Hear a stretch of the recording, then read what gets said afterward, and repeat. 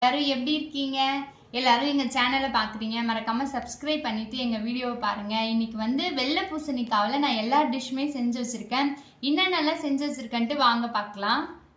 சாதம், நான் வந்து வெள்ளை பூசணிக்காவில் வந்து மோர் குழம்பு ட்ரை பண்ணேன், நல்லா இருக்குன்ட்டு எங்கள் அத்தை சொன்னாங்க, அதனால மோர் குழம்பு.